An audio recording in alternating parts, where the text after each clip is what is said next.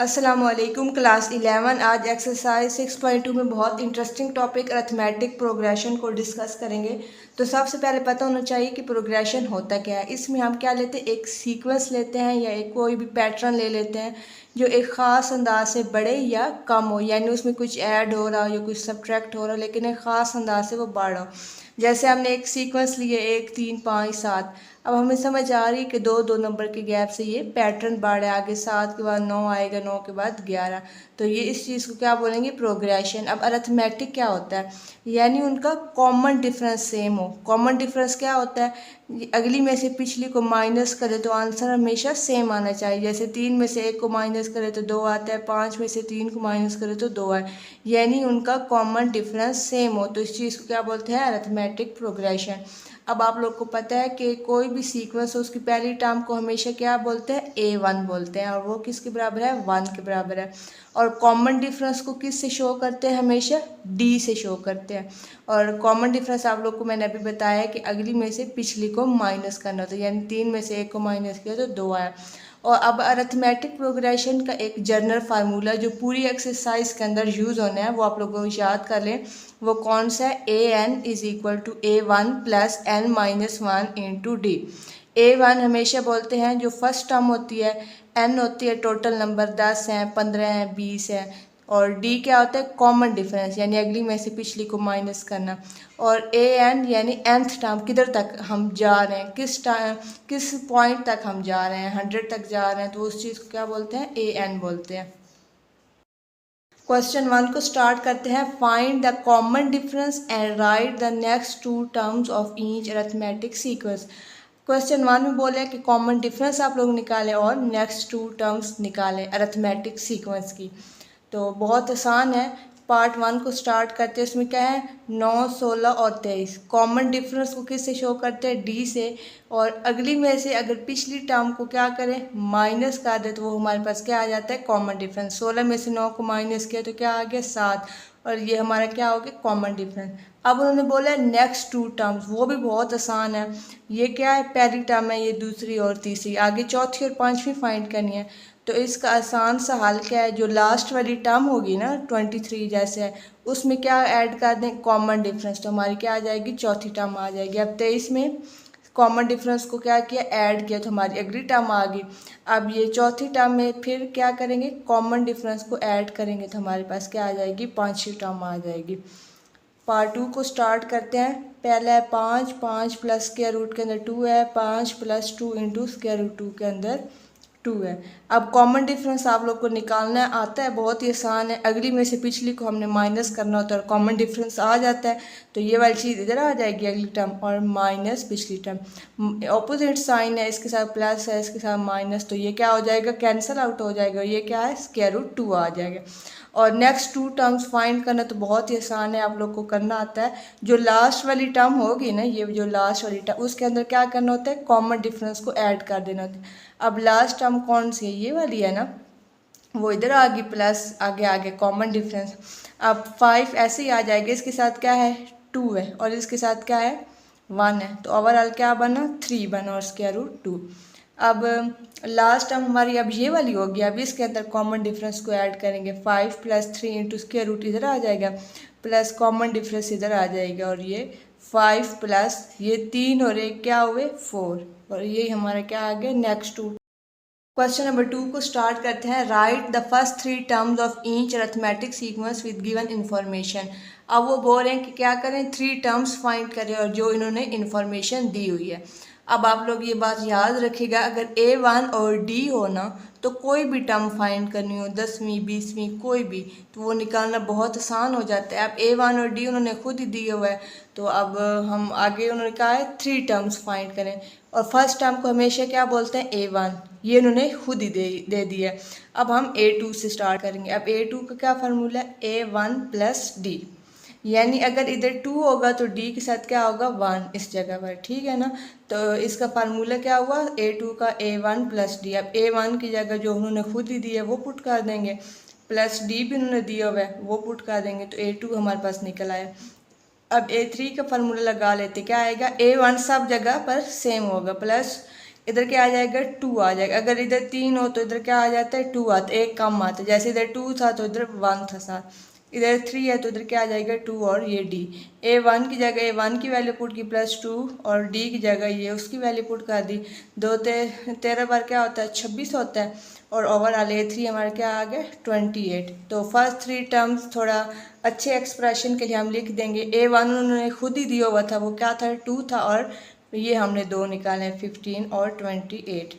अब पार्ट 2 को स्टार्ट करते हैं। इसमें भी उन्होंने A1 भी हमें दिया हुआ है और D भी दिया हुआ है। तो सिंपल हमने फार्मूले लगाने और आंसर को फाइंड करना, ज़्यादा मुश्किल नहीं है। अब A1 उन्होंने खुद ही दी हुई है, हमें A2 और A3 निकालना पड़ेगा, हमारी तीनों टर्म्स निकल आएंगी।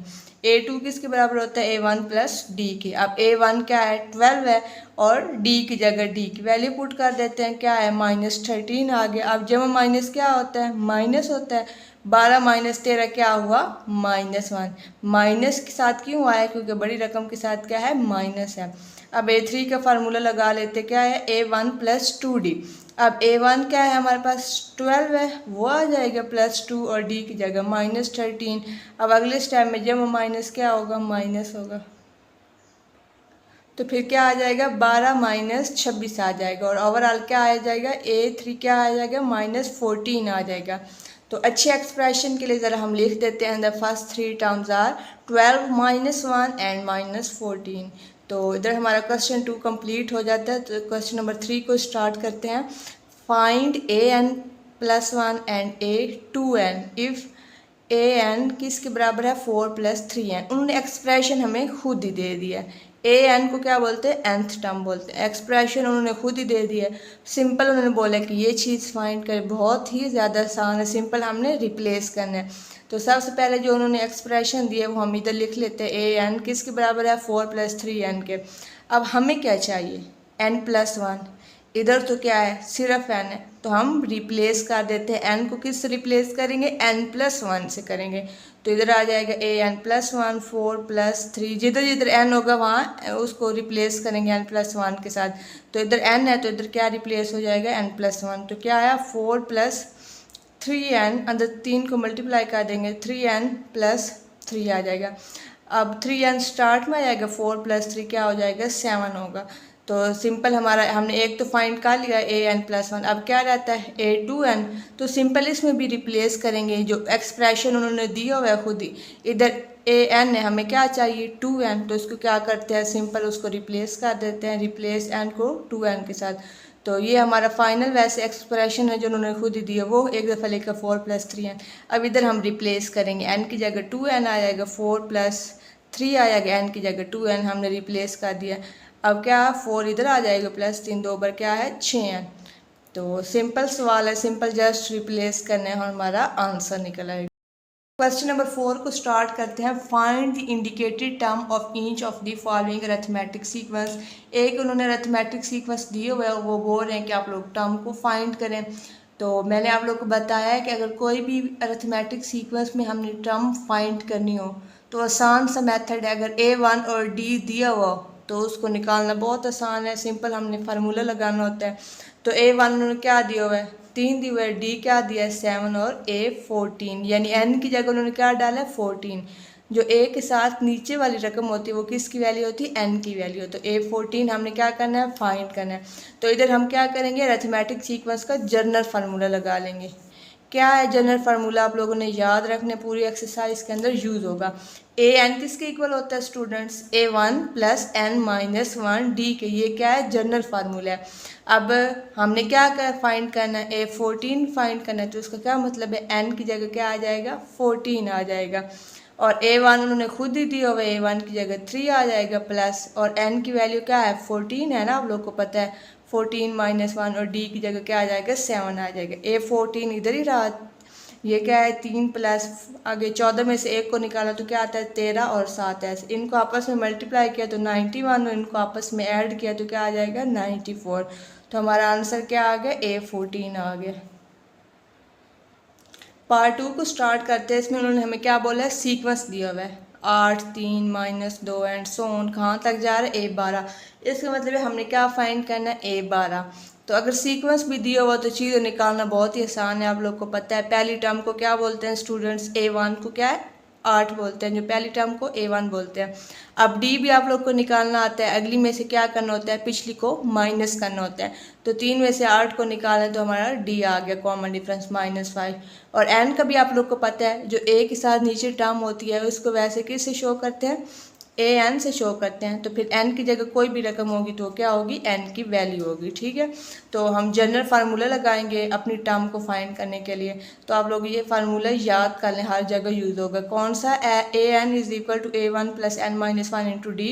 N की जगह N की वैल्यू पुट कर देते हैं 12, A1 की जगह A1 की वैल्यू यानी 8 आ जाएगी, प्लस N की जगह 12 - 1 और D की जगह -5 आ जाएगा। अब 8 + 12 में से 1 को निकाला तो 11 और -5, इनको आपस में मल्टीप्लाई किया तो क्या आ जाएगा, 55। अब 8 में से 55 को माइनस किया तो क्या आ जाएगा। क्वेश्चन 5 को स्टार्ट करते हैं। The 18 and 30 term of an arithmetic sequence are 367 and 499 respectively. How many terms of this sequence are less than 1000। अब उन्होंने अरिथमेटिक सीक्वेंस की हमें क्या दी हुई है, 2 टर्म्स दी हैं, एक है 18 और एक है 30। वो किसके बराबर हैं, रिस्पेक्टिवली 367 and 499। अब वो पूछें कि कितनी टर्म्स हैं जो 1000 से कम है। अब हमने ये चीज़ फाइंड करनी है, और जहाँ भी टर्म्स फाइंड करनी हो तो वहाँ हमें क्या चाहिए होता है, A1 और D। अब हमारे पास A1 और D तो है ही नहीं, उन्होंने सिंपल से टर्म्स बता दिए। तो इन्हीं को यूज़ करते हुए हम क्या करेंगे, A1 और D को सबसे पहले निकालेंगे। तो सबसे पहले हमें क्या गिवन है, A1 18 किसके बराबर है, 367 के, उन्होंने खुद ही बोला है। और 30 टर्म किसके बराबर है, 499 के। तो वो हम लिख देंगे जो उन्होंने खुद ही दिया हुआ है। अब A18 को हम इस फॉर्म में लिख सकते हैं, अगर जनरल फार्मूले में हम पुट करें। जनरल फार्मूला क्या है, AN A1 + n-1 D। अब जिधर n की जगह क्या है, 18 है, तो जहाँ जहाँ n है जनरल फार्मूले में हम वो पुट कर देते हैं। A18 A1 + n की जगह 18 - 1 और D। A18 A1 + क्या आ जाएगा, 17 D आ जाएगा। तो इस A18 की जगह हम ये चीज़ यूज़ कर सकते हैं ना, क्योंकि हमने A1 और D की वैल्यू फाइंड करनी है। तो उसको सिंप्लीफाई करने के लिए हमने इसको इधर से इस फॉर्म में कन्वर्ट किया। तो इधर A1 + 17D इधर आ जाएगा, और ये 367, ये क्या बन गई, इक्वेशन नंबर 1 बन गई। अब दूसरा क्या आता, A30 की उसके बराबर था 499 के। इसको भी फार्मूले में पुट कर देंगे, इसमें जिधर जिधर n है वहाँ 30 पुट कर देते हैं, क्योंकि n की जगह क्या है, 30 है। तो इधर क्या आ जाएगा, A30 आ जाएगा, A1 ऐसे ही आ जाएगा, प्लस n की जगह क्या आ जाएगा, 30 आ जाएगा, -1 और D साथ ऐसे ही आ जाएगा। A30 A1 आ जाएगा, 30 में से 1 को निकाला तो 29 D आ जाएगा। तो A30 की जगह हम क्या लिखेंगे, A1 + 29D, और ये 499। अब हमारे पास क्या आ गई, 2 इक्वेशंस बन गई। अब हमें क्या चाहिए, A1 और D चाहिए, क्योंकि हमने अपने फाइनल आंसर को निकालना था। हम क्या करते हैं, इनको आपस में सब्ट्रैक्ट कर देते हैं, ऊपर नीचे रख के। पहली रकम को ऊपर रखा और दूसरी को नीचे। अब मैथ का रूल है, साइन क्या होते हैं, चेंज हो जाते हैं जब हम माइनस के। पहली टर्म क्या हो जाएगी, कट आउट हो जाएगी, बड़ी रकम के साथ प्लस और नीचे माइनस है, तो क्या होगा, 12D आ जाएगा, बड़ी रकम के साथ प्लस है। अब इधर क्या है, जब हम माइनस माइनस होंगे तो 499 में से 367 को माइनस किया तो 132 आ गया। 12 इधर क्या हो रहा है, मल्टीप्लाई हो रहा है, इधर आके क्या हो जाएगा, डिवाइड। और D की वैल्यू हमारे पास क्या आ गई, 11 आ गई है। अब D की वैल्यू निकल आई है, तो आधा काम तो हमारा हो गया। अब A1 की वैल्यू को फाइंड करना है, इसको किसी एक इक्वेशन में पुट कर दें, इक्वेशन 1 में पुट कर दें, ये 2 में पुट कर दें, हमारा A1 निकल आएगा। तो हम उस D की वैल्यू को किस में पुट करेंगे, इक्वेशन 1 में। A1 + 17D = 367, ये हमारी क्या है, इक्वेशन 1। इधर D की वैल्यू पुट करते हैं तो क्या आ जाएगा, 11 और 367, ये क्या है, 187। अब 367 में 187 को माइनस किया तो क्या आया, हमारा A1 क्या आ गया, 180। अब D भी निकल आया, A1 भी निकल आया। और जब टर्म्स फाइंड करनी हो तो आप लोग को पता है कि जनरल फार्मूले को लगाते हैं। तो इधर क्या लगा लिया, अरिथमेटिक सीक्वेंस का जनरल फार्मूला लगा लिया। वो क्या है, AN = A1 + n-1 × D। अब AN आ गया, A1 की जगह 180 + n-1, D पीछे निकाला है, उसकी वैल्यू पुट कर देंगे 11। अब उन्होंने सवाल में एक कंडीशन दी हुई है कि कितनी टर्म्स हैं जो 1000 से कम है। तो इधर उस कंडीशन को यूज़ करना पड़ेगा, हम अपनी मर्ज़ी से तो नहीं कर सकते। अब ये हमने ओवरऑल फाइनल कंक्लूजन निकाल लिया, तो इसी को क्या करेंगे, लेस देन 1000। उन्होंने खुद ही दिया हुआ है कि कितनी टर्म्स है जो 1000 से लेस हैं। अगर इसको लेस करेंगे 1000 से तो तभी तो हम निकाल सकेंगे। तो 180 plus n-1 into 11 less than 1000, कितनी टर्म्स हैं जो 1000 से कम है। अब n-1 11 इधर ही रहा और 180 इधर जाके क्या हो जाएगा माइनस, और ओवरऑल क्या बचा 820। अब 11 इधर क्या हो रहा है, मल्टीप्लाई और इधर आके क्या हो जाएगा, डिवाइड हो जाएगा। इधर क्या बचा 74.54। अब इधर -1 हो रहा है n में, इधर जाके क्या हो जाएगा प्लस हो जाएगा। तो ओवरऑल क्या बचा 75.54। तो n हमारा कितना निकला 75। तो हम क्या बोलेंगे, there are 75 terms are in sequence which is less than 1000। तो हमने टर्म्स को फाइंड कर लिया है कि 75 टर्म ऐसी हैं जो सीक्वेंस के अंदर 1000 से लेस हैं। तो बहुत आसान सवाल है, सिंपल A1 और D निकाला है और जनरल फार्मूले में पुट किया है और अकॉर्डिंग टू कंडीशन हमने n को फाइंड कर लिया। क्वेश्चन 6 को स्टार्ट करते हैं, बहुत ही इंटरेस्टिंग क्वेश्चन है। Is 301 a term of the AP 5, 11, 17। अब वो पूछ रहे हैं कि जो ये वाली है 301, क्या ये इसकी टर्म है। उन्होंने खुद ही AP एक दी हुई है, ये आगे 4 ही है, सो ऑन 17, 18, 19 आगे ये AP 4 ही है। वो पूछ रहे हैं कि 301 इसकी टर्म है कि नहीं, ये आगे चलती जा रही है, क्या 301 अंदर आएगी कि नहीं आएगी, यही हमने चेक करना है कि ये इसकी टर्म है कि नहीं। तो सबसे पहले उन्होंने हमें क्या दिया है, गिवन AP दी हुआ है 5, 11, 17 एंड सो ऑन। अब एज वी नो डैट हम जब भी टर्म का फाइंड करना हो कि जब निकालनी हो या कुछ फाइंड करना हो कि वो उसके अंदर आती है, तो आप लोग को पता है कि हम उसका जनरल फार्मूला लगाते हैं अरिथमेटिक सीक्वेंस का, या अरिथमेटिक प्रोग्रेशन भी उसको बोलते हैं। वो क्या है a1 plus n-1 into D. अब A1 तो आप लोग को निकालना आता है, पहली टर्म को क्या बोलते हैं A1 बोलते हैं। D भी आप लोग को निकालना आता है, अगली में से पिछली को क्या करते हैं माइनस करते हैं। 11 में से 5 को माइनस किया तो क्या है D = 6 आ गया। और AN इसमें क्या है, और एक बात आप लोग स्टूडेंट याद रखें, जिधर तक हमने जाना हो, जिस चीज़ को फाइंड करना हो, जिस पॉइंट तक जाना हो, उस चीज़ को क्या बोलते हैं AN बोलते हैं। अब हमने किस पॉइंट तक जाना है, 301 तक जाना है कि ये सीक्वेंस के अंदर आती है कि नहीं आती। इससे आगे तो हमने नहीं जाना, 301 तक हमने देखना है कि वो इसके अंदर आती है कि नहीं। तो वो फिर 301 हमारे पास क्या हुआ AN हुआ, AN हमारे पास क्या हुआ 301 हुआ, ठीक है। तो फार्मूले में AN की जगह वैल्यू पुट कर दी, क्या है 301, A1 की जगह 5 आ गया प्लस और n-1 ऐसे, और D के साथ क्या आ गया 6 आ गया। अब 301 में क्या किया, इधर ये प्लस में था, इधर आके माइनस में हो गया और n-1 और 6 आता है ऐसे ही। अब ये क्या बचा 296, इधर क्या है 6 मल्टीप्लाई और इधर आके क्या हो जाएगा डिवाइड हो जाएगा, और ये n-1 ऐसे। अब इनको डिवाइड किया तो आंसर क्या आया 49.33 और इधर n-1, ये -1 और इधर जाके क्या हो जाएगा +1 और ये n के इक्वल, और n हमारा क्या आ गया 50.33। अब ये तो ओपोजिट आ गया, हमारी AP तो क्या पॉइंट में नहीं है, सिंपल चाह रही है, कोई भी पॉइंट अंदर नहीं है, लेकिन हमारा n तो पॉइंट में आ गया है। तो हम क्या बोलेंगे 301 is not the term of the given AP। अगर 50 आता सिंपल, 60 आता, 55 आता, 70 आता, कुछ भी आता है n, लेकिन सिंपल आता पॉइंट ना आता, क्योंकि हमारी AP से वो मैच ही नहीं कर रहा, हमारी AP में कोई पॉइंट नहीं है। तो लेकिन n में तो पॉइंट आ गया, तो हम क्या बोलेंगे ये टर्म ही नहीं है AP की। क्वेश्चन 7 को स्टार्ट करते हैं, बहुत ही सिंपल सवाल है। इफ़ 2x और दूसरा x + 8 और तीसरा है 3x + 1 are in AP, then find the value of x। उन्होंने हमें AP दिया हुआ है और क्या बोला है कि x की वैल्यू को फाइंड करें। तो आप लोग एक बार याद रखिएगा कि जब भी फाइनाइट AP हो, जैसे अब हम काउंट कर रहे हैं 1 2 3, यानी सो ऑन में नहीं है जैसे वो डॉट्स लगाते हैं, ये क्या है फाइनाइट AP, हम काउंट कर रहे हैं 1 2 3। तो सिंपल क्या करते हैं 2 दफ़ा D निकालते हैं, उनको इक्वल रख के हम वैल्यू को फाइंड कर लेते हैं। तो सबसे पहले चले देखते हैं, गिवन हमें क्या है 2x, x + 8, 3x + 1 इन AP। अब सबसे पहले 2 दफ़ा हमने D निकालना, तो पहला D क्या है, अगली में से पिछली को माइनस करना, यानी x + 8 इधर आ जाएगा, -2x आ जाएगा। अब 8 शुरू में आ गया, जब हम माइनस माइनस होता है बड़ी रकम के साथ क्या है -2x और ये +x, तो क्या है -x। अब हम अगेन डी निकालेंगे, यानी अगली में से पिछली को माइनस करेंगे, तो इधर क्या आ जाएगा डी, अगेन हम लगा रहे हैं 3x + 1 -x -8। अब 3 में से एक को निकाला तो क्या आ गया 2x - 7। अब 2 दफ़ा हमने d निकाल लिया। अब सिंपल सी बात है, उनको इक्वल रख लेते हैं। इधर पहले d की वैल्यू क्या हमने निकाली 2x - 7, इधर d की क्या वैल्यू निकाली 8 - x। अब हमने सिंपल x की वैल्यू फाइंड करनी है, तो x वाली टर्म्स एक साइड पे ले आते हैं और जो कांस्टेंट टर्म्स है वो एक साइड पे ले आते हैं। तो 2x, ये इधर क्या आ गया +x, इधर क्या 8 आ जाएगा और इधर +7 आ जाएगा।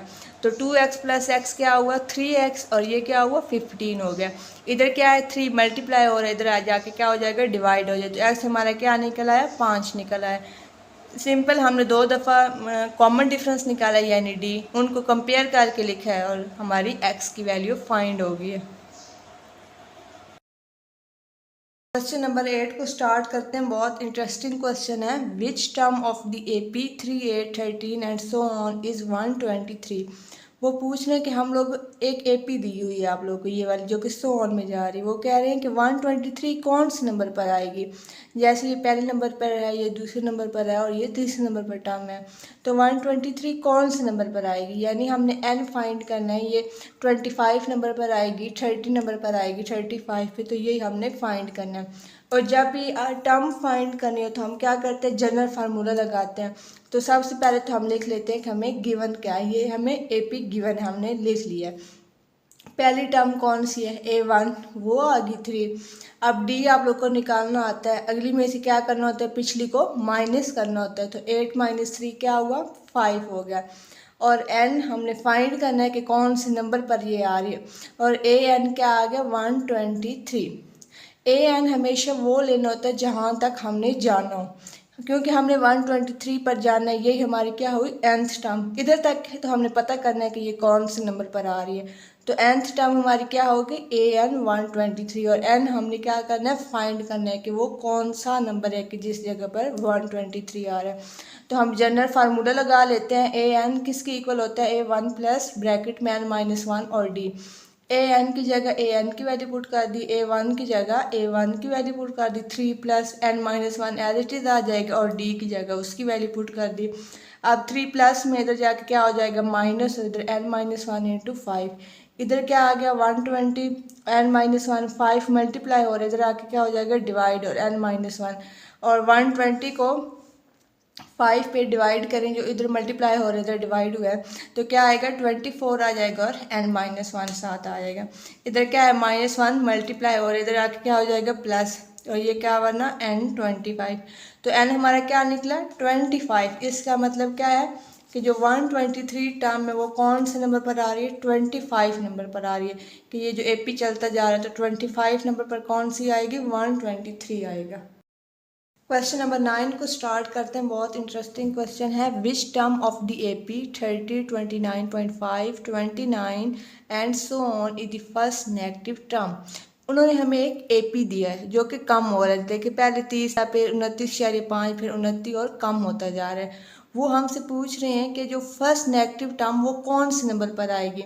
जैसे अब ये पहली, दूसरी और तीसरी ये कम होती जा रही है AP, तो फर्स्ट नेगेटिव टर्म कौन से नंबर पर आएगी। यानी हमें n बताएं, वो फर्स्ट नेगेटिव टर्म 50 नंबर पर आएगी, 60 नंबर पर आएगी, यानी ये चलता जाए तो कौन से नंबर पर फर्स्ट नेगेटिव टर्म आएगी। यानी हमने n फाइंड करना है। तो AP हमें गिवन है ये वाला। A1 आप लोग को पता है कैसे फाइंड करते हैं। D हमारा क्या है अगली में से पिछली को माइनस करना होता है, तो क्या आएगा -0.5। अब AN कैसे हमें पता चलेगा -0.5 है। हमने किधर तक जाना है, जिधर तक जाना हो वो ही हमारा nth टर्म होती है, यानी AN होता है। तो हमने जाना है फर्स्ट नेगेटिव टर्म। तो इधर से मैंने आप लोग को समझाने के लिए लगाया है। 0 के बाद पॉजिटिव टर्म कौन से होते हैं 0.51, और फर्स्ट नेगेटिव टर्म क्या होती है -0.5। यानी वो इधर से पॉजिटिव वाली साइड से चलता आ रहा है, फिर उसने 0 पे जाना है, फिर क्या है फर्स्ट नेगेटिव टर्म कौन सी होगी, -0.5। तो हमने इधर तक ही जाना है फर्स्ट नेगेटिव टर्म तक, तो जहाँ तक जाना हो वही हमारा क्या होता है, nth टर्म होती है। तो an हमारा क्या होगा, -0.5।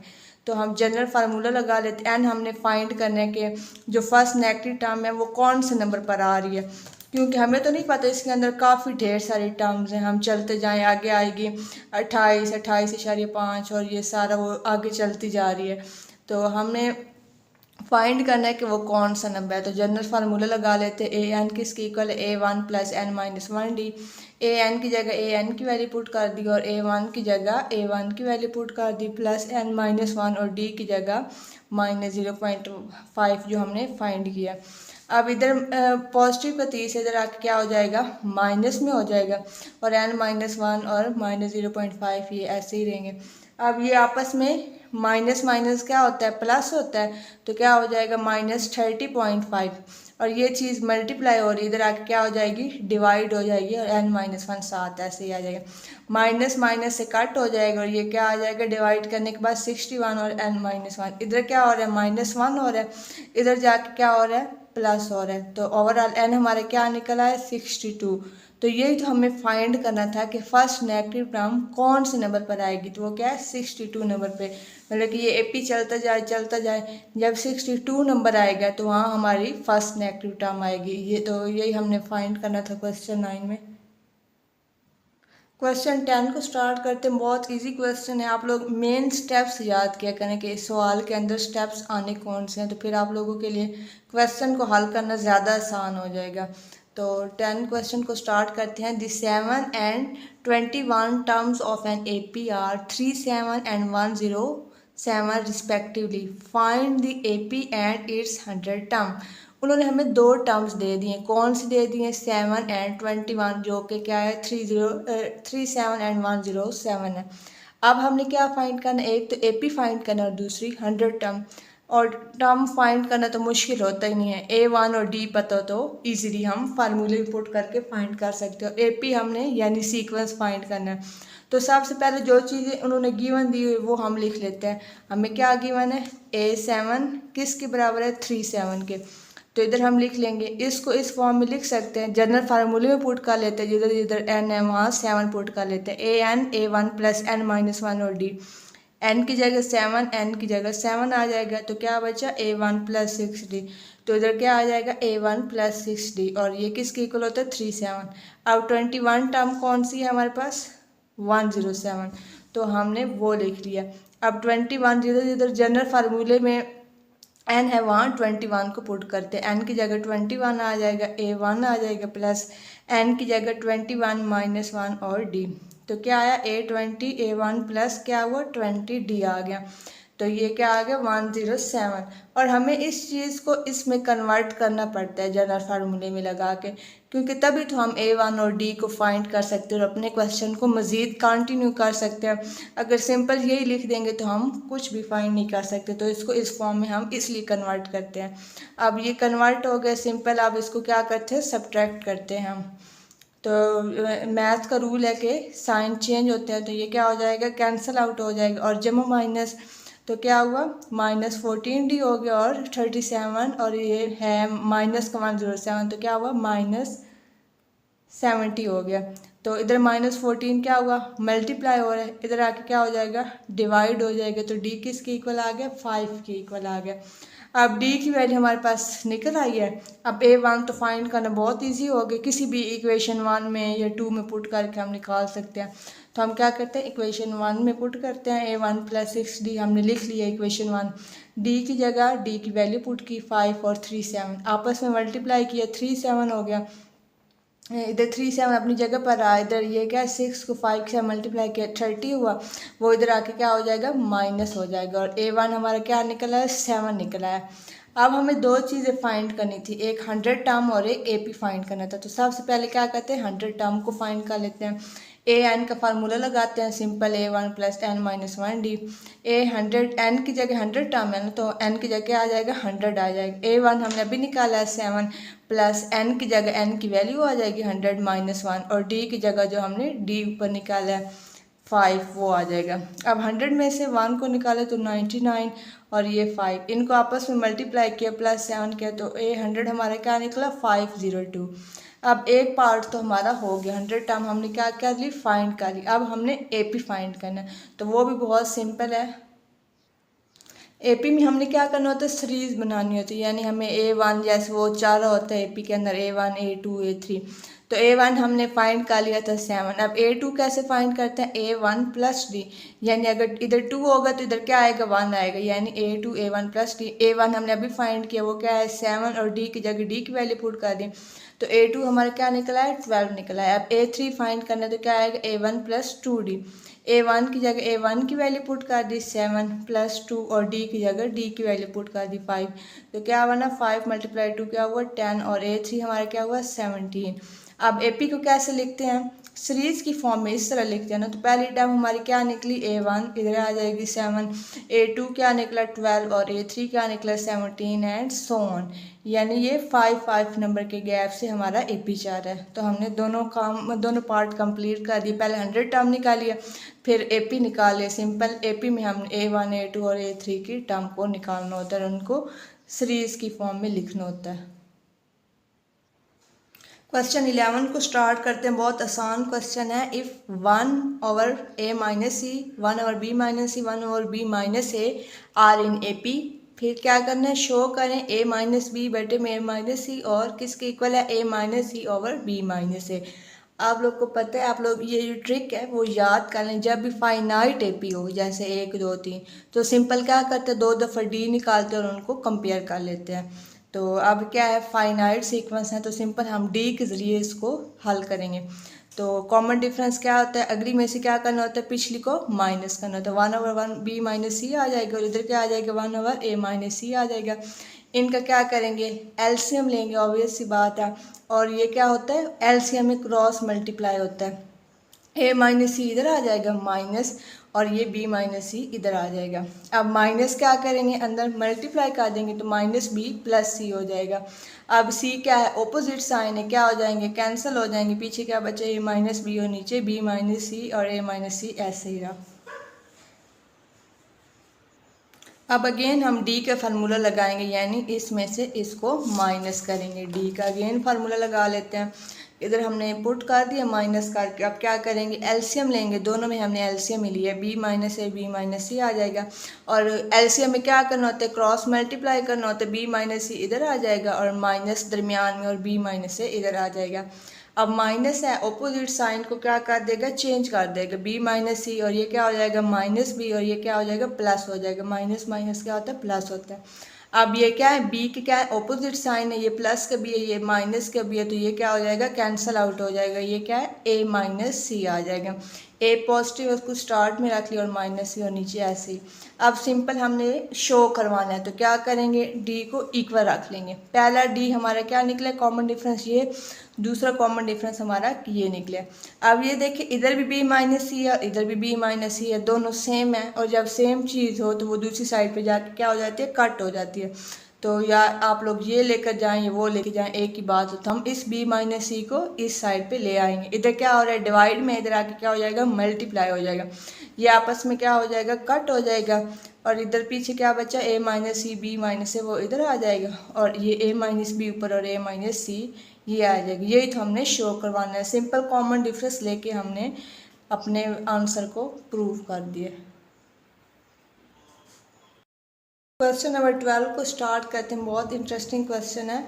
How many numbers of 3 digits are divisible by 7। वो बोल रहे हैं कि कितने 3 डिजिट्स नंबर हैं जो 7 के डिविजिबल हैं। अब 3 डिजिट नंबर शुरू कहाँ से होते हैं, जैसे अब 1 से लेकर 99 तक काउंट करें तो उसमें क्या आता है 2 डिजिट नंबर आता है, यानी 1 और 2। 3 डिजिट नंबर कहाँ से स्टार्ट होते हैं 100 से स्टार्ट होते हैं, ये देखिए 100 लिखे क्या आता है 1 2 3।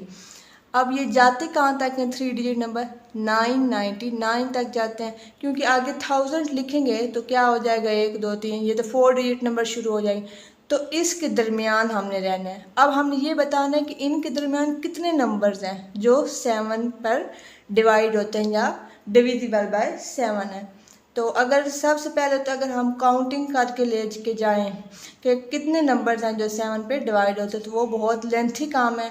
तो हम इसको क्या करेंगे, फार्मूले के अकॉर्डिंग करेंगे, हमारा काम आसान हो जाएगा। तो सबसे पहले हम लिखते हैं स्मॉलेस्ट 3 डिजिट नंबर। सबसे छोटा कौन सा स्मॉल है, क्योंकि 100 से शुरू हो रहा है तो जाहिर सी बात है ये सबसे क्या होगा, स्मॉलेस्ट नंबर होगा। 3 digit number divisible by 7 between 100 and 99। अब उन्होंने वही चीज़ ये बताई है कि जो मैंने आप लोग को ऊपर समझाया है कि 3 डिजिट नंबर कहाँ से शुरू होते हैं, 100 एंड 99 के दरमियान हमने देखना है कि कौन से डिविजिबल बाय 7 है। अब सिंपल हमने इसको एक सीक्वेंस की फॉर्म में लिख देते हैं। 105 पहला ऐसा नंबर है जो 7 पर डिवाइड होता है। उसके बाद 112 ऐसा नंबर है जो 7 पर डिवाइड होते हैं। सर चलते चलते जाएं तो 994 तक ये क्या है, आखिरी नंबर कौन सा है जो 7 पर डिवाइड होता है। तो हमने क्या उसको एक सीक्वेंस की फॉर्म में लिख लिया। अब हमें समझ आ रही है कि ये देखिए 7 के नंबर से वो ये 105 7 नंबर के गैप से 112 और फिर 119 फिर 7 नंबर के गैप से ये सारी सीक्वेंस जा रही है। तो सबसे पहले कौन सा नंबर है, ये इसके बिटवीन देखना है ना। तो 105 पहला ऐसा नंबर है जो 7 पर डिवाइड और जाता कहाँ पे है, तक है 994 तक। आगे वाले जो नंबर है वो 7 पर डिवाइड नहीं होते। अगर 995 ले लें, कुछ भी ले लें, वो 7 पर डिवाइड नहीं होते। अब हमारी क्या बन गई, सीक्वेंस बन गया। अब काम क्या हो गया आसान, हम सिंपल फार्मूला लगा लेंगे, क्योंकि अगर इसकी काउंटिंग करते जाएं वो तो बहुत लेंथी काम है, पेपर में इतना टाइम नहीं होता। तो A1 हमारा क्या हुआ, 105 हुआ। ये AP हमने बना लिया ना, A1 105 हुआ। D आप लोग को निकालना आता है, अगली में से पिछली को माइनस करना। तो 112 माइनस 105 किसके इक्वल हुआ, 7 के। अब AN हमारा क्या हुआ, जहाँ तक हमने जाना है, कहाँ तक जाना है, 994 तक जाना है, तो वो आ जाएगा। अब AN का सिंपल फार्मूला लगा लेंगे, 994। A1 क्या आ जाएगा, 105 प्लस N की जगह ये तो हमने फाइंड करना है -1 और D की जगह क्या आ जाएगा, उसकी वैल्यू आ जाएगी 7।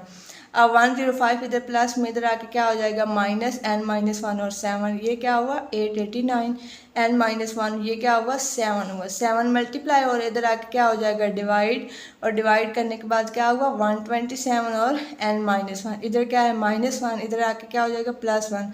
तो n हमारा क्या निकला है 128। इसका क्या मतलब है, n इक्वल टू 128 का क्या मतलब है कि इस सीक्वेंस में 128 नंबर्स ऐसे हैं जो 7 पर डिवाइड होते हैं। यही तो हमने फाइंड करना था कि ऐसे कितने 3 डिजिट नंबर हैं जो 7 पर डिवाइड होते हैं। तो हमने क्या किया, n को फाइंड कर लिया। इससे हमें क्या हुआ, अंदाज़ा हो गया कि इस AP के अंदर 128 नंबर्स ऐसे हैं जो 7 पर डिवाइड होते हैं।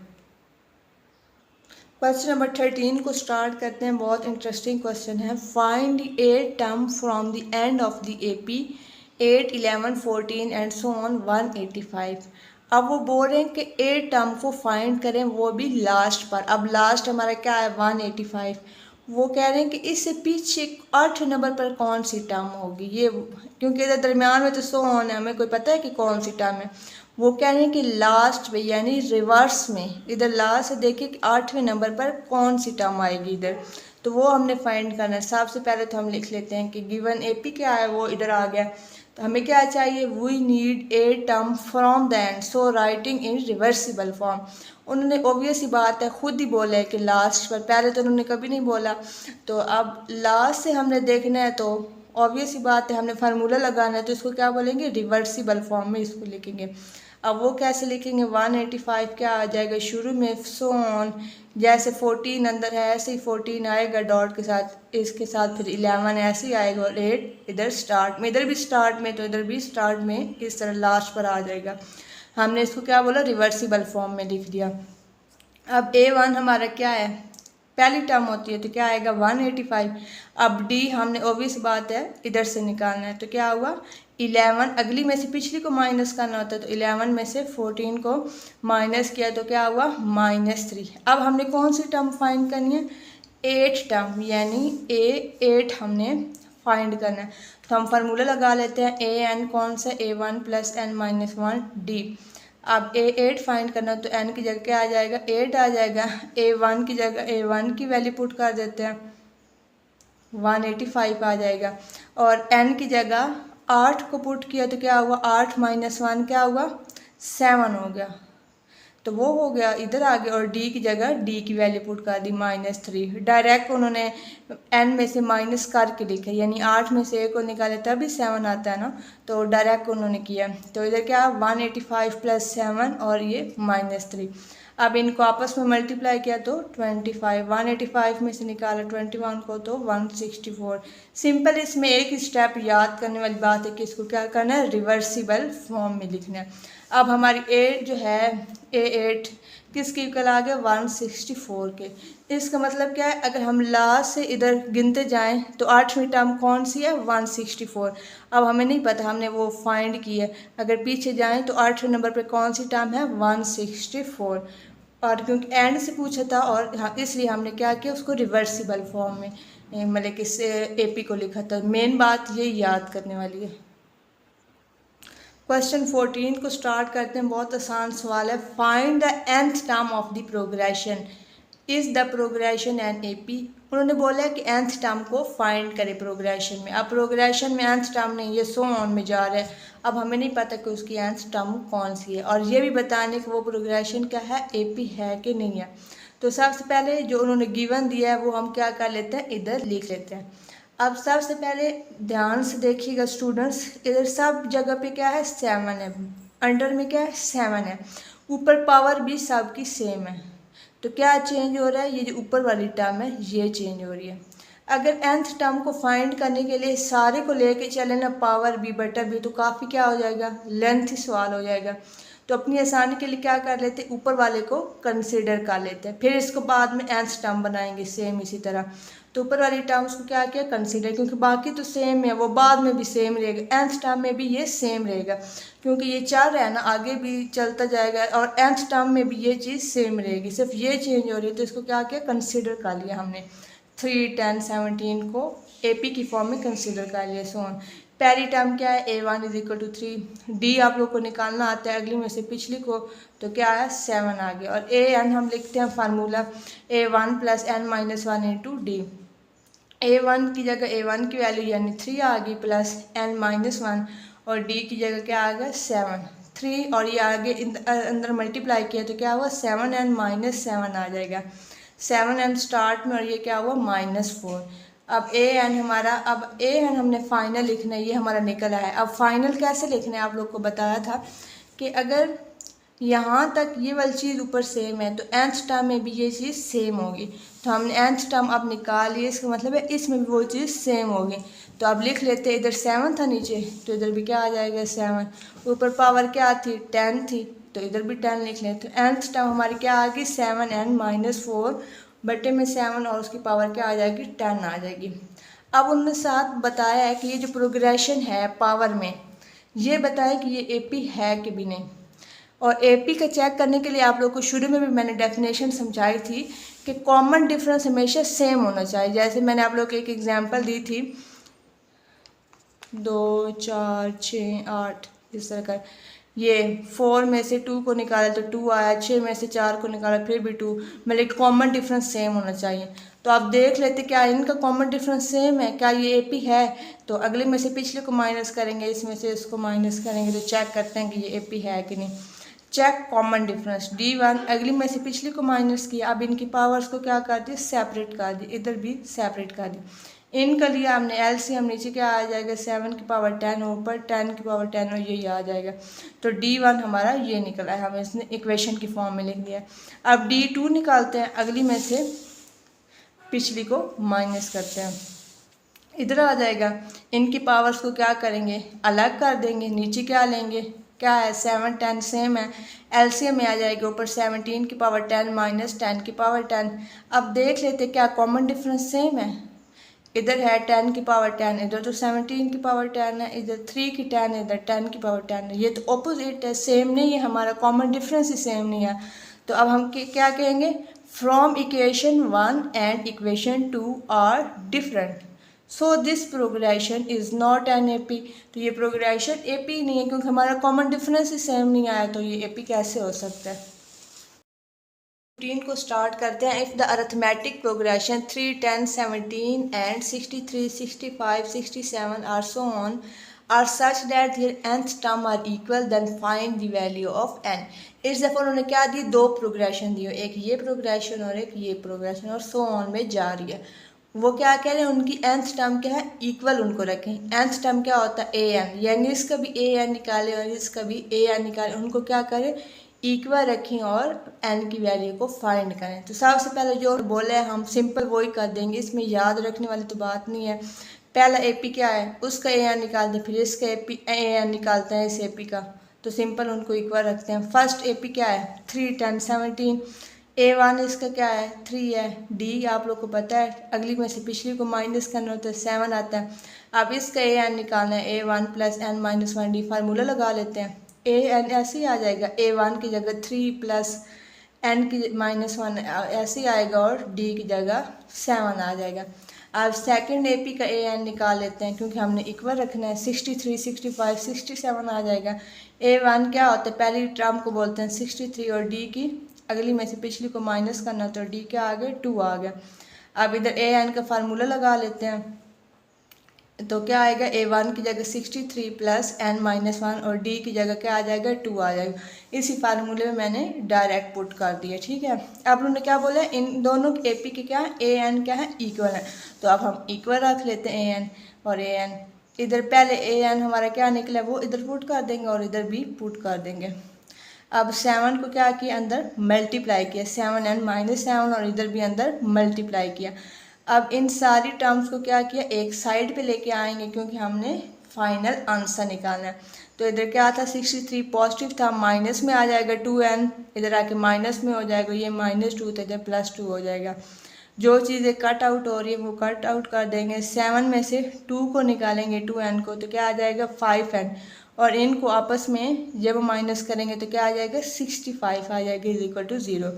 अब इधर माइनस के 65, इधर क्या हो जाएगा, पॉजिटिव 65 हो जाएगा, और इधर 5 क्या हो रहा है, मल्टीप्लाई, और इधर आके क्या हो जाएगा, डिवाइड। तो आंसर क्या आ गया 13, n हमारा क्या निकल आया 13 आ गया। हमने an को इक्वल रखा और n हमारा हुआ 13 आ गया।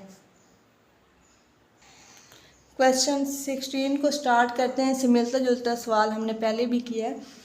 तो क्या कहते हैं, if the pth term of an A P किसके इक्वल है, is q, and the qth term किसके इक्वल है, पी के इक्वल है।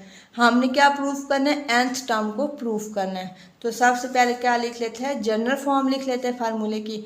अब उन्होंने क्या बोला है, पीथ टर्म किसके बराबर है, क्यू के। तो पीथ जहाँ जहाँ फिर एन होगा वहाँ वहाँ क्या लिख देंगे, हम पी लिख देंगे, क्योंकि वो उन्होंने खुद ही बोला है पीथ और क्यूथ टर्म। तो जिधर जिधर एन होगा वहाँ पी लिख देते हैं। तो एन की जगह क्या आ जाएगा, पी आ जाएगा। A1 ऐसे ही एन की जगह P-1 और ये डी, और वो किसके इक्वल है, पी टर्म क्यू के इक्वल है, तो वो क्यू के इक्वल आ जाएगी। अब उन्होंने क्या है, and the qth term is p. तो जिधर जिधर एन होगा वहाँ क्या करेंगे, क्यू को पुट कर देंगे। एन की जगह क्या करेंगे, क्यू पुट किया। A1 ऐसे ही आ जाएगा, प्लस ऐसे ही आ जाएगा, एन की जगह Q-1 और ये डी साथ, और वो किसके इक्वल है, and the Q term is P, वो पी के इक्वल है। हमारे पास क्या बन गई, दो इक्वेशन बन गई। फिर हमने इनको आगे सॉल्व करना, तभी तो हमारे पास A1 और D की वैल्यू फाइंड हो सकती है। इन्हीं इक्वेशन को हल करके तो क्या करेंगे, सॉल्व 1 and 2, इनको इसको ऊपर रखेंगे और इसको नीचे। और मैथ का रूल है, साइन क्या होता है, चेंज होते हैं। तो ये चीज़ क्या हो जाएगी, कट आउट हो जाएगी। P-1 D इधर आ जाएगा, और माइनस, और ये चीज़ इधर आ जाएगी Q-P। अब D इधर भी है, D इधर भी है, तो क्या दोनों में से हम कॉमन ले सकते हैं ना। तो इधर क्या आएगा P-1, और इधर माइनस है बाय, तो अंदर क्या हो जाएगा, प्लस हो जाएगा, -Q+1, और ये D आ जाएगा Q। ऑपोजिट साइन है, कैंसिल आउट हो जाएंगे, तो क्या आएगा P-Q, और ये D Q-P। अब ये मल्टीप्लाई और इधर आके क्या हो जाएगा, डिवाइड हो जाएगा।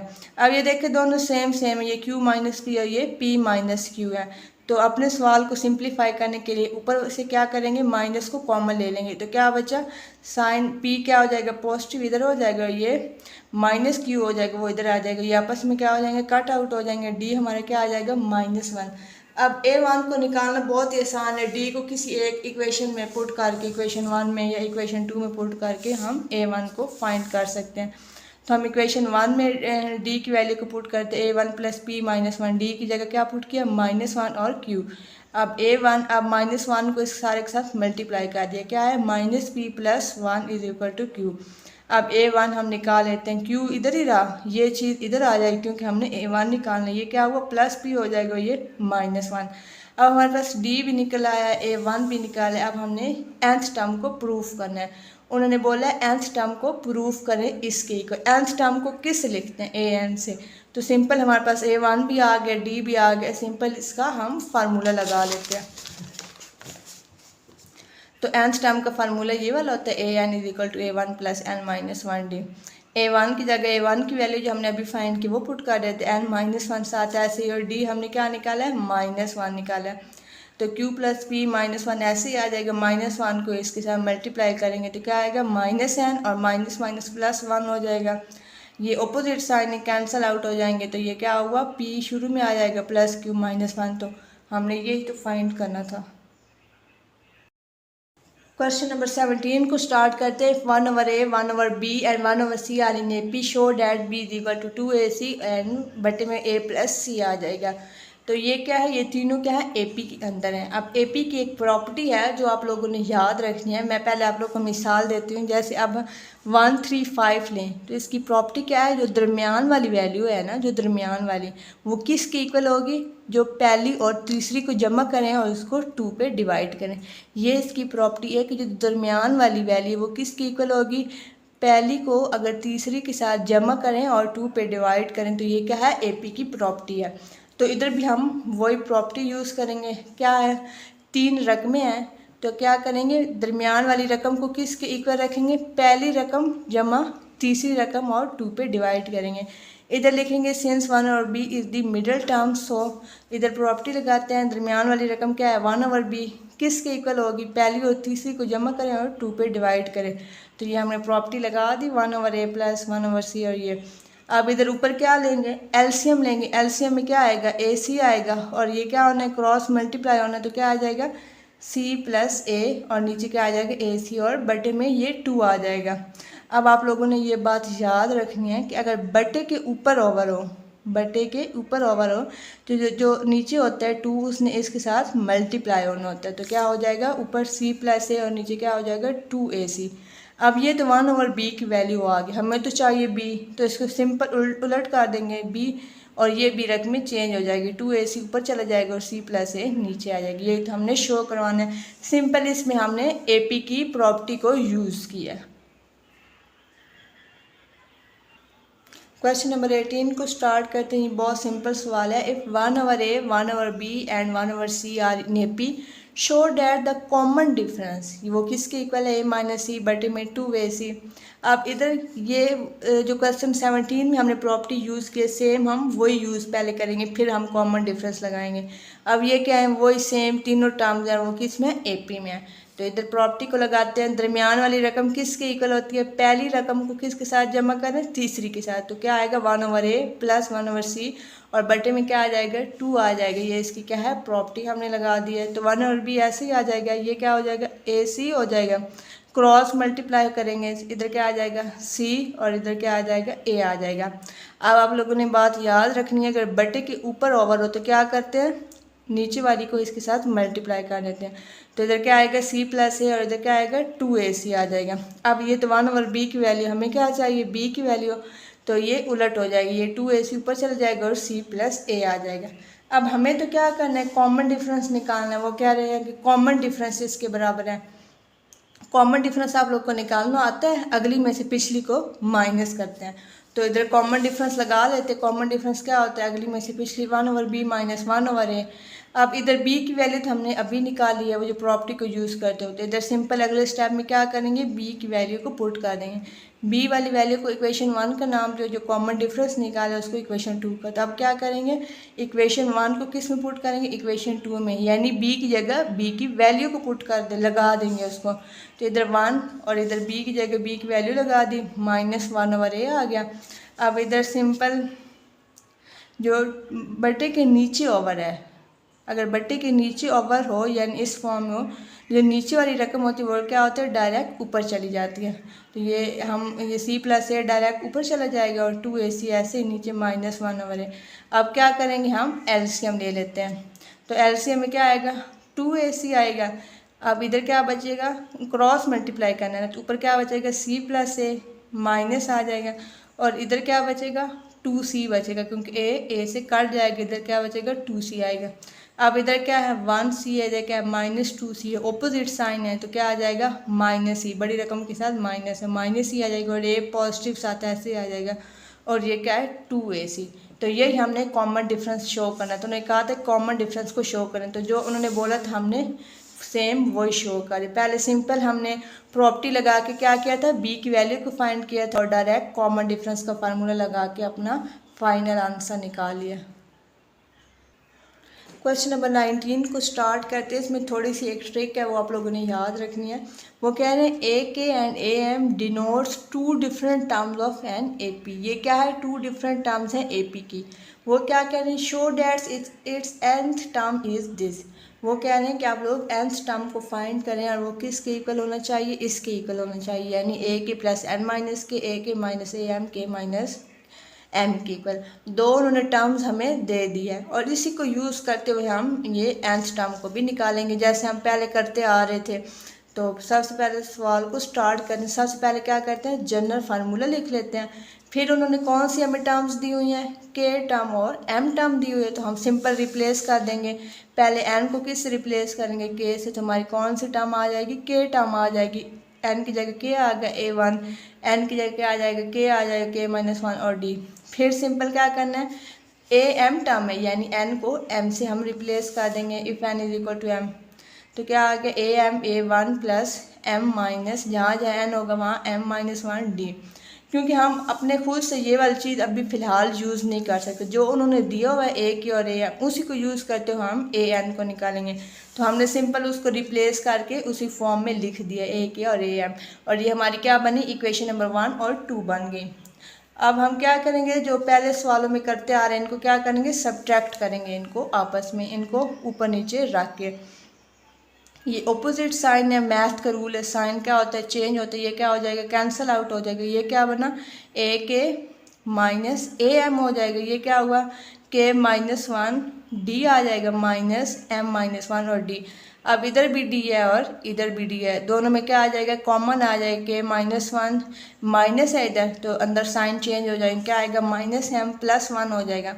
ये 1 और -1 क्या हो जाएगा कैंसिल हो जाएंगे, पीछे क्या बचा k-m और ये साथ डी आ जाएगा। ठीक है, अब ये k-m क्या हो रहा है मल्टीप्लाई हो रहा है, इधर आके क्या हो जाएगा डिवाइड हो जाएगा, तो डी की वैल्यू फाइंड हो जाएगी। पहले तो जब डी की वैल्यू फाइंड हो जाती थी हम सिंपल क्या करते थे, किसी एक इक्वेशन में डी की वैल्यू पुट करके हम a1 को फाइंड कर लेते हैं। लेकिन इसमें थोड़ी सी जो है टेक्निक वो चेंज है, हमें क्या शो करवाना है, ये चीज़ शो करवानी है। और इसमें क्या यूज़ हो रहा है ए के प्लस एन माइनस के, और ये चीज़ यूज़ यानी ए के यूज़ हो रहा है, यानी इक्वेशन नंबर 1 यूज़ हो रही है। तो इसमें हम सिंपल डी की वैल्यू को पुट नहीं करवाएंगे, क्योंकि डी की वैल्यू क्या है बटे में आई है, जिससे हमारा सवाल मज़ीद बढ़ सकता है। इसलिए हम सिंपल इक्वेशन 1 को यूज़ करते हुए ही a1 की वैल्यू को फाइंड करेंगे, डी को यूज़ नहीं करेंगे। सिंपल इक्वेशन 1 को लिखते हैं और इसी में से a1 की वैल्यू को फाइंड करते हैं। इक्वेशन हमने 1 लिख ली, इक्वेशन नंबर 1 किसकी इक्वल थी, ए k-1 plus k-1 D. Simple हम इधर से ही a1 की वैल्यू को निकालेंगे, तो ए के इधर ही रहा, ये बाकी टर्म इधर आ जाएगी क्योंकि हमने a1 की वैल्यू को फाइंड करना है। इसको थोड़ा मैनेज वे में लिख लेते हैं, a1 इधर आ जाएगा और ये चीज़ इधर आ जाएगी, और हमने a1 की वैल्यू को फाइंड कर लिया। अगर हम डायरेक्ट इधर d की वैल्यू पुट करके निकालते तो वो एलसीएम में था तो वो लेंथ ही हो जाएगा, हम लास्ट पर d की वैल्यू को इकट्ठा पुट कर लेंगे। फ़िलहाल हमने इक्वेशन 1 से ही a1 की वैल्यू को हमने निकाला है। अब हमने क्या करना है, लास्ट पर an निकालना था ना, तो हम सिंपल an का फार्मूला लगा लेते हैं, an is equal to a1 plus n-1 D. a1 की जगह जो हमने अभी वैल्यू फाइंड की है वो आ जाएगी और प्लस n-1 डी साथ ऐसे ही आ जाएगा। अब d इधर भी है इधर भी है, दोनों में से क्या ले लिया कॉमन ले लिया, और इधर इसके बाय क्या था माइनस था, तो क्या आया माइनस के +1 आ जाएगा, और इधर क्या है प्लस n-1 डी हो जाएगा। अब ये ऑपोजिट साइन है, क्या हो जाएगा कैंसिल आउट, तो क्या बचा माइनस के प्लस n, तो n पॉजिटिव है इसको शुरू में लिख लेंगे, k नेगेटिव में तो इधर आ जाएगा। तो फ़िलहाल लास्ट पर हम डी की वैल्यू को पुट करेंगे, पहले डायरेक्ट नहीं पुट की क्योंकि एलसीएम में था डी तो काफ़ी वो डिफ़िकल्ट हो जाना था। तो इधर हम पुट करेंगे put the value of D, जो हमने पीछे निकाली है वो हम ये ए के माइनस एन माइनस के और डी की जगह डी की वैल्यू पुट कर दी। और यही तो उन्होंने बोला था कि ए एन आप लोग शो करवाएं, तो हमने फाइनल आंसर निकाल लिया। सिंपल जब भी ए एन उन्होंने बोला हो ना कि निकालना, सिंपल हमने ए वन निकालना होता है और डी निकालना होता है और फार्मूले के अंदर पुट करना होता है। 20 को स्टार्ट करते हैं। If A1, A2, A3 and so on AN are positive in AP, prove करें left hand side right hand side के। तो मैं स्टेप बाय स्टेप आप लोग को समझाऊंगी, आप लोग साथ साथ फोकस होकर उस चीज़ को समझिएगा कि ये चीज़ें क्या है AP के अंदर हैं और हमने ये चीज़ प्रूव करनी है कि left hand side right hand side पे। तो हम अब क्या करते हैं, लेफ़्ट हैंड साइड ले लेते हैं और उसको इक्वेशन नंबर 1 का नाम दे देते हैं और इसी को यूज़ करते हुए हम क्या करेंगे, राइट हैंड साइड को प्रूफ करेंगे। अब लेफ़्ट हैंड साइड क्या है, ये देखिए बटे में सारे हैं और जब बटे में हो तो हमने क्या करना होता है, रैशनलाइज करना होता है। अब सबको रैशनलाइज करना तो बहुत मुश्किल है क्योंकि ये सो ऑन में जा रही है एन तक, हमें नहीं पता दरमियान में कितनी रकमें हैं। तो हम क्या करते हैं, सिंपल एक को रैशनलाइज कर लेते हैं, बाकियों का तो सब का सेम है। ये देखिए ऊपर सब में 1 1 है, ए और ए सब का देखें सेम है, सिर्फ क्या हो रहा है नंबर चेंज हो रहा है 1 2 2 3। तो अब हम क्या करते हैं, एक का रैशनलाइज निकाल लेते हैं तो फिर बाकियों का उसी के अकॉर्डिंग हम नंबर सिर्फ चेंज करके रैशनलाइज निकालेंगे। सब का निकालना मुश्किल है तो हम सिर्फ पहले का निकालते हैं। तो हमने फर्स्ट को ले लिया 1/A1 ऊपर स्क्वायर रूट प्लस A2। इनकी रैशनलाइजेशन अब करनी है तो वो कैसे करते हैं, ये जो इधर नीचे वाला होता है ऊपर भी वही आता है और नीचे भी वही आता है लेकिन ऑपोजिट साइन के साथ। इधर अगर जमा हो तो माइनस होता है और नीचे भी माइनस होता है और अगर इधर माइनस हो तो दोनों जगह पर प्लस होता है।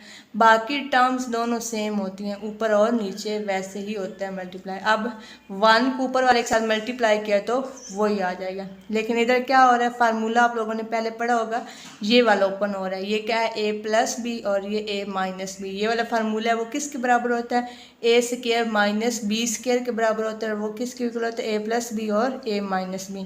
तो अब इधर देख लेते हैं, ए का स्क्वायर बनेगा, पहली रकम यही है ना, तो क्या बनेगा ए स्क्वायर A1 और ऊपर ये स्क्वायर रूट के ऊपर स्क्वायर आ जाएगा, माइनस आ जाएगा फिर बी का, और बी हमारे पास क्या है ये है, इसके ऊपर क्या आ जाएगा, स्क्वायर आ जाएगा। अब अगले स्टेप में स्क्वायर रूट स्क्वायर से काट जाएगा, स्क्वायर रूट स्क्वायर से काट जाएगा तो क्या आ जाएगा A1 माइनस A2 और A1। अब हमने नीचे क्या करना है, डी बनाना है क्योंकि हमें अपने सवाल को क्या करना है, सिंप्लीफाई करना है। अब आप लोग को पता होगा कि डी निकालते कैसे, कोई भी सीक्वेंस हो 2 3 4 हम कैसे निकालते हैं, अगली में से पिछली को निकालते हैं, यानी A2 में से A1 को निकालते हैं। ये क्या होता है, A1 होता है, ये A2 होती है, ये A3 होती है, यानी A2 में से A1 को निकालते हैं। लेकिन इधर क्या है, A1 माइनस A2 है। अगर हम माइनस को कॉमन ले तो उसको क्या करते हैं, डी बना सकते हैं। तो माइनस को कॉमन लिया, A2 माइनस में था क्या हो गया, पॉजिटिव है, और ये पॉजिटिव में था तो क्या हो गया, माइनस हो गया। अब ये वो शेप बनेगी डी की, डी में हम यही तो करते हैं, अगली में से पिछली को माइनस करते हैं, तो इस जगह पे हम क्या लिख देंगे, डी और माइनस साथ ऐसे ही आ जाएगा। अब हमने एक को क्या कर लिया, रैशनलाइज कर लिया, उसका आंसर क्या आया, ये आया। अब हम सब को रैशनलाइज नहीं कर सकते तो हम क्या करते हैं, इसी के अकॉर्डिंग बाकी सब का आंसर लिखते हैं क्योंकि बाकी सब सेम था, ए सब कुछ सेम था, सिर्फ ये नीचे नंबर्स चेंज हो रहे थे 1 2 2 3 3 4। तो उसके अकॉर्डिंग हम इक्वेशन 1 को बनाते हैं जो पीछे हमने मेंशन किया था। तो पहले तो यही आ जाएगा, दूसरे में क्या आएगा, A2 और A3 माइनस डी सेम आएगा, प्लस ऑन इधर क्या था, AN माइनस 1 और माइनस AN ऊपर स्क्वायर रूट और नीचे क्या आ जाएगा, माइनस डी। जैसे उन्होंने तरतीब यूज़ की हो सेम हमने वही यूज़ किया और एक को ही रैशनलाइज, इसी के अकॉर्डिंग हमने देखे सबका रैशनलाइज निकाल दिया। अगर हम निकाले भी से दूसरी टर्म का तो यही निकलेगा।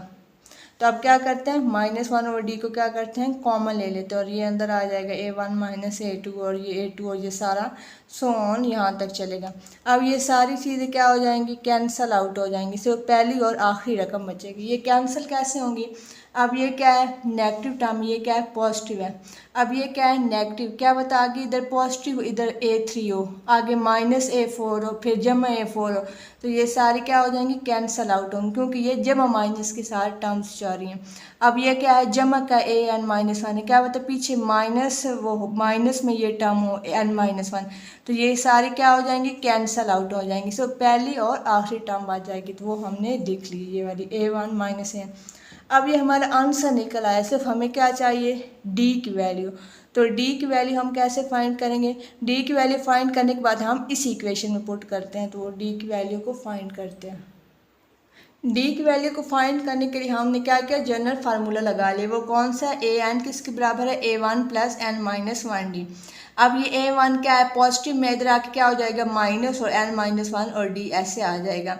अब n-1 क्या हो रहा है मल्टीप्लाई, इधर आके क्या हो जाएगा डिवाइड, हमने अरेंज करके इसको इस फॉर्म में लिख दिया। d हमारा निकल आया है, हमें यही चाहिए, तो पीछे जो इक्वेशन हमने बनाई थी उसमें हम d की वैल्यू पुट कर दे, जहाँ d लिखा हुआ था ना नीचे -1 और d, उधर हम d की वैल्यू को हमने पुट कर दिया और बाकी सेम उसी तरह आ जाएगा। अब बटे के नीचे ओवर हो, तो आप लोग को बताया है बटे के नीचे ओवर हो तो जो नीचे वाली रकम होती है वो डायरेक्ट ऊपर चली जाती है, तो n-1 क्या चला ऊपर चला गया और an-a1 ऐसे आ गया। अब ये ब्रैकेट में a1 - an आ गया इसके रूट में। अब माइनस को अब इधर ख़त्म करना है, तो उसके लिए हम क्या करेंगे नीचे से माइनस को कॉमन ले लेंगे। अब पहले क्या था an - a1, अगले स्टेप में हमने खुद से ही वो कॉमन लेके इनको ख़त्म कर दिया। जब नीचे से कॉमन लेंगे तो पहले ये नेगेटिव में a1 था, अब क्या हो गया पॉजिटिव हो गया, और इधर an क्या था पॉजिटिव में था, तो इधर आके क्या हो गया नेगेटिव। जो इसमें से माइनस कॉमन लिया वो क्या हो जाएगा माइनस माइनस प्लस, और ये चीज़ ख़त्म हो जाएगी, और ये क्या होगा a1 - an। अब हमने अपने सवाल को क्या करना है सिंप्लीफाई करना है, तो उसके लिए हम इसके ऊपर क्या कर लेंगे स्क्वायर रूट और स्क्वायर डाल देंगे, क्योंकि अगर हम इनको आपस में काटें तो वापस वही चीज़ बन जाएगी। अब हमें ये चीज़ नहीं चाहिए, हमने अपने सवाल को सिंप्लीफाई करना है, तो उसके लिए हम ये फार्मूले के अकॉर्डिंग खुद से इसके ऊपर स्क्वायर डाल देंगे। सवाल को सिंप्लीफाई करने के लिए कुछ स्टेप्स करने पड़ते हैं, तो इसके ऊपर क्या किया स्क्वायर रूट, और जब काटेंगे तो वापस वही a1 बन जाएगा, इसके ऊपर काटेंगे तो वही an बन जाएगा। तो इस चीज़ को मैंने अपने सवाल को सिंप्लीफाई करने के लिए फार्मूले के अकॉर्डिंग लिख दी, a² - b² की फॉर्म में लिख दिया। अब अगले स्टेप में क्या हो जाएगा ये a² - b² की फॉर्म में बन गया, तो इसको ओपन करेंगे तो क्या आएगा एक दफ़ा प्लस में आएगा और एक दफ़ा माइनस में आएगा। तो ये क्या हुआ a1 - an, एक दफ़ा माइनस में हो और एक दफ़ा प्लस में हो जाएगा। ये नीचे वाली वैल्यू क्या होती है a की, और ये क्या होता है b की वैल्यू।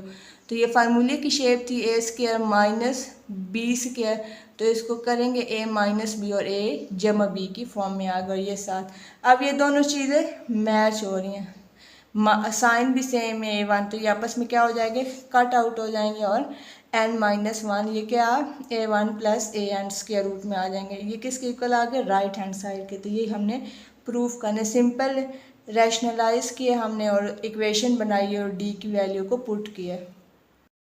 क्वेश्चन नंबर 21 को स्टार्ट करते हैं। If the roots of the equation b - a × x² + c - a × x + a - b = 0 are equal, show that a b c are in AP।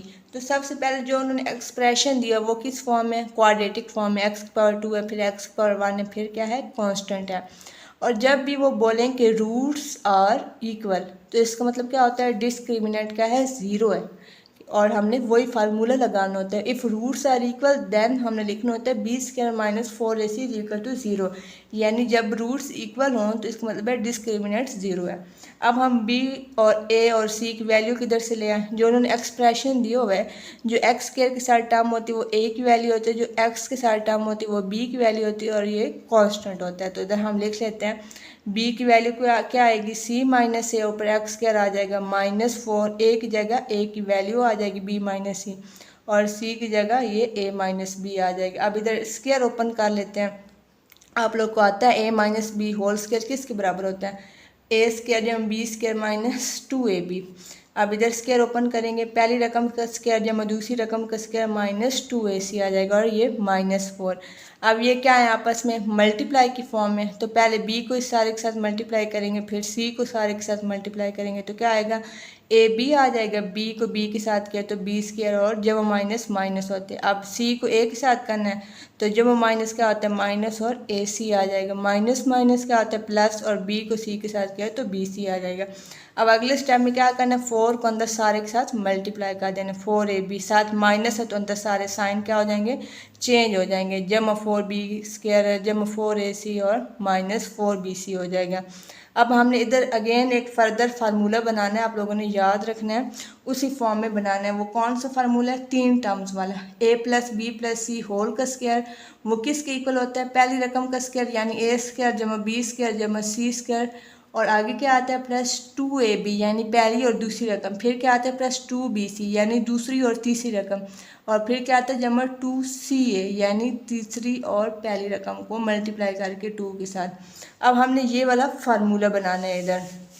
अब ये देखिए इधर दोनों जगह पर प्लस है तो इधर भी क्या है सारे प्लस हैं, लेकिन अब इधर से देखें तो इधर क्या है प्लस है लेकिन इधर दो जगह पर माइनस है। इसका मतलब क्या है कि इनमें से कोई रकम माइनस में है, लेकिन वो स्क्वायर की वजह से उन्होंने बताया नहीं है।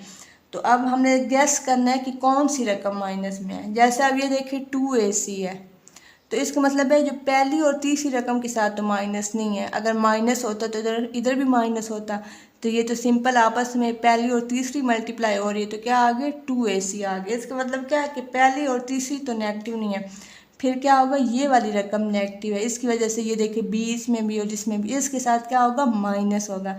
तो फार्मूले के अकॉर्डिंग पहले हम ये चीज़ बनाते हैं, तो पहले क्या आएगा a स्क्वायर यानी a स्क्वायर, अब क्या बनाना है b स्क्वायर, तो 2 साथ लिख देंगे क्योंकि 4 होता है 2 का स्क्वायर, इनका कंबाइन करके बाय लिख देंगे और b स्क्वायर, साथ क्या आ जाएगा माइनस, अगर इसको ओपन करें तो वापस वही चीज़ आ जाएगी, माइनस का स्क्वायर पॉजिटिव होता है आप लोग को पता है, 2 का स्क्वायर 4 होता है और b स्क्वायर ऐसे ही आ जाता है। आगे अब क्या करना है फार्मूले को देख के चलना है, प्लस c स्क्वायर आ जाएगा। अब आगे क्या करना है +2ab +2 आ जाएगा, a की जगह a की वैल्यू आ जाएगी और b की जगह b की वैल्यू आ जाएगी। ठीक है, फार्मूले को देख के सिंपल a b c की वैल्यू यहाँ से लेनी है, ये आप लोगों ने ध्यान से बनाना है, फिर आगे फार्मूला लगाना आप लोग के लिए आसान हो जाएगा। सिंपल इधर से आप लोगों ने देख के लगाना, फिर आगे क्या है +2bc +2 आ जाएगा। अब b कहाँ से देखना, इधर से क्या आ जाएगा -2b और c की जगह c की वैल्यू आ जाएगी, फिर क्या आ जाएगा +2ca तो 2 आ जाएगा, c की जगह c की वैल्यू और a की जगह a की वैल्यू। अगर इनको मल्टीप्लाई करें तो वापस वही चीज़ बन रही है, जैसे क्या होता है 2 2 बार 4 और साथ क्या है माइनस है ना -4ab, तो 2 बार 4 और ab -4ab। अब 2 2 बार क्या होता है 4 होता है -4bc और जमा 2c, वही चीज़ बन रही है। सिंपल हमने उसको क्या किया फार्मूले की शेप दी है। अब हमने क्या किया ये चीज़ तो बना ली है, इधर से हम ये बना सकते हैं ना, तो वो क्या है a + b + c, तो इधर a की जगह क्या है a आ जाएगा, b की जगह क्या है -2b है तो वो आ जाएगा और c की जगह c और ऊपर स्क्वायर ख़त्म हो जाएगा, ऊपर स्क्वायर की फॉर्म में हम इसको क्लोज कर देंगे =0। अब हम क्या करेंगे taking square root on both side, क्योंकि हमने ऊपर स्क्वायर को ख़त्म करना है ना, क्योंकि हमने रूट्स आर इक्वल हमने फाइंड करना है, और जब भी इक्वल आएगा तो फिर हमने स्क्वायर को ख़त्म करना होता है। Taking square root on both side ये आ गया। अब पीछे क्या बचा a - 2b + c = 0 आ गया। अब ये क्या है a + c आ जाएगा और ये माइनस में है तो ये इधर आ जाएगा 2b, ये हमारी बन गई इक्वेशन नंबर 2। अब ये तो हमने फाइंड कर लिया कि रूट्स आर इक्वल, डिस्क्रिमिनेंट का फार्मूला लगा के हमने फाइंड कर लिया रूट्स आर इक्वल। अब ये उन्होंने सेकंड पार्ट में क्या बोला है show that a b c are in A P, इसका मतलब वो ए पी में है, हमने सिंपल क्या करना है जस्ट शो करना है। तो ए पी की क्या लगा लेते हैं डेफिनेशन लगा लेते हैं, if a b c are in A P, अगर ए पी में ये हों तो इसकी प्रॉपर्टी क्या है, ये जो दरमियान वाली रकम होती है वो किस का मीन होती है, पहली और तीसरी रकम को जमा करें और 2 पर डिवाइड करें तो वो एपी की प्रॉपर्टी होती है। ए बी सी आर अगर एपी में है, हमने तो सिंपल शो करवाना है तो इधर क्या लगा लेते हैं प्रॉपर्टी लगा लेते हैं, द बी इज़ दी, यानी दरमियान वाली रकम किस का मीन है the b is the mean of a and c, पहली और तीसरी रकम का क्या होगी, मीन होगी। ठीक है, अगर मतलब कि वो एपी के अंदर है तो इसका मतलब है ये प्रॉपर्टी फुलफिल होनी चाहिए, तो हमने ये प्रॉपर्टी लगा ली, the b is the mean of a and c, तो द प्रॉपर्टी लगा ली बी। मीन आप लोग को पता है दो रकमों को जमा करके 2 पे डिवाइड करते हैं, तो बी को इधर रखा, पहली और तीसरी रकम को जमा करके 2 पर डिवाइड करना, यही प्रॉपर्टी है। तो 2 इधर डिवाइड में इधर आके क्या हो जाएगा, मल्टीप्लाई, और ये क्या हो जाएगा, ए प्लस सी, और ये हमारी बन गई इक्वेशन नंबर 3। अब हम कैसे कह सकते हैं कि ये एपी के अंदर है, जो हमने ऊपर रूट्स आर इक्वल, जो हमने उधर से इक्वेशन निकाली थी ए प्लस सी, और ये जो हमने प्रॉपर्टी लगाई ये तो दोनों सेम आ गए, तो इसे हम क्या बोलेंगे, which is equal to equation 2, so A B C are in A P. तो इससे हम क्या बोलेंगे, ये A B C are A P के अंदर है, क्योंकि हमने इधर ए पी की डेफिनेशन लगाई और यानी प्रॉपर्टी को यूज़ किया, तो उसका आंसर भी वही आया है जो हमने वो डिस्क्रिमिनेट का फार्मूला लगाया था कि रूट्स आर इक्वल। तो ये दोनों क्या आ गई, सेम आ गए, तो हम कहेंगे कि ये तो इक्वल हैं, तो इसका मतलब क्या है, A B C are A P में है तभी तो ये इक्वल है। क्वेश्चन नंबर 22 को स्टार्ट करते हैं। If the sides of a right angle triangle are in A P, find the ratio of its sides. अब राइट एंगल ट्राइंगल क्या होता है, जिसका एक एंगल क्या हो 60 का होता है, और राइट एंगल ट्राइंगल की साइड्स आप लोग को पता है कि ट्राइंगल की साइड्स कितनी होती हैं, 3 होती हैं। अब उन्होंने जो साइड्स हमें दी नहीं है, तो हम क्या करेंगे, खुद से लेट करेंगे, क्या लेट करेंगे, ए माइनस डी, ए और ए प्लस डी, और अब ये क्या होती है, बेस है, ये है परपेंडिकुलर, और ये क्या है, हाइपोटेन्यूज, और जो हाइपोटेन्यूज होता है वो होता है सबसे बड़ा होता है, मतलब कि ट्राइंगल के अंदर सबसे बड़ी होती है, तो इसको क्या लेट कर लेंगे, ए प्लस डी, नीचे क्या आ जाएगा ए, और इधर आ जाएगा ए माइनस डी। और जब भी राइट एंगल ट्राइंगल की बात हो तो हम क्या लगाते हैं, पैथागोरस थ्योरम लगाते हैं। अब वो कौन सा थ्योरम है, हाइपोटेन्यूज का स्क्वायर किसके इक्वल होता है, बेस स्क्वायर प्लस परपेंडिकुलर का स्क्वायर। हाइपोटेन्यूज की जगह आ जाएगी उसकी वैल्यू आ जाएगी ए प्लस डी, मतलब कि उसकी साइड को पुट कर देंगे, बेस की जगह बेस की साइड और परपेंडिकुलर की जगह परपेंडिकुलर की साइड।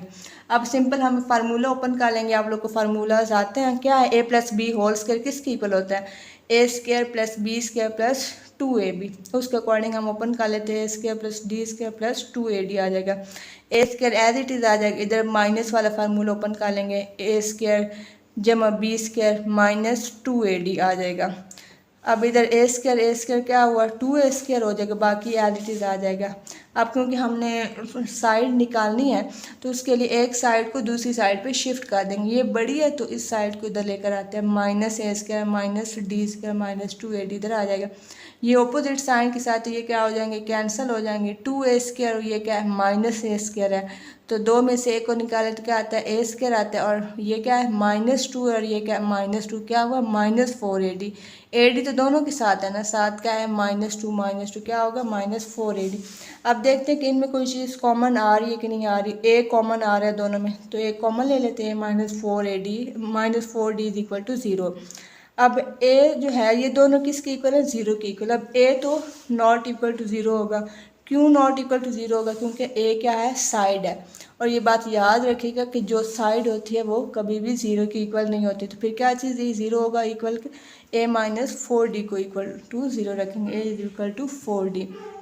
अब हमने क्या की, साइड निकाली, तो जो हमने लेट की थी साइड उसके अंदर हम पुट कर लेंगे, जो भी चीज़ लेट करते वो फाइंड भी तो करते हैं ना, तो हमने ये लेट की थी, हमें ए नहीं पता था कि क्या आएगा, तो ए हमने निकाल लिया 4d, तो हम उसके अंदर पुट कर देंगे, ए माइनस डी एक साइड थी, ये ए एक साइड थी और ए प्लस डी, इनको इकट्ठे एक ही लाइन में लिख दिया, ए की जगह हम 4d पुट कर देंगे, ए की जगह 4d और ए की जगह 4d आ जाएगा। इधर क्या बना 3d, ये क्या बना 4d और ये क्या बना 5d बना। अब उन्होंने क्या बोला कि जब भी आप लोग साइड निकाल लो, if the side of right, वो क्या होनी चाहिए, एपी के अंदर होनी चाहिए, और जब एपी के अंदर होंगी तब भी आप लोगों ने रेशो फाइंड करनी है। अब देख लेते हैं कि जो हमने साइड्स निकाली हैं वो एपी के अंदर हैं भी या नहीं है।